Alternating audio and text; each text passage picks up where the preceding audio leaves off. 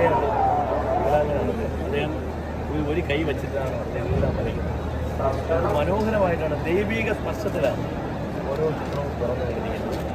അദ്ദേഹത്തിനൊരു ദൈവത്തിൻ്റെ ഒരു അനുഗ്രഹമുണ്ട്. അതുകൊണ്ടാണ് ഇത്രയൊക്കെ ചിത്രീകരണം സാധ്യമാവുന്നത്. എന്തായാലും തിരുവിതാംകൂർ ദേവസ്വം ബോർഡ് പ്രസിഡന്റ് എന്നുള്ള നിലയിൽ ദേവസ്വം ബോർഡ് ആകെ അഭിമാനമായി മനു മാറിയിരിക്കുകയാണ്. മനുവിനെ ഇനിയുള്ള കാലങ്ങളിൽ നമുക്ക് എങ്ങനെ ഉപയോഗിക്കാൻ പറ്റുന്നതെന്ന് ആലോചിക്കും. എന്തായാലും മനുവിന് എല്ലാവിധമായ ആശംസകളും നൽകി.